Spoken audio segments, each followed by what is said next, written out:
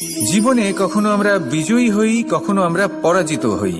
কখনো সুখ আসে, আবার কখনো দুঃখও আসে।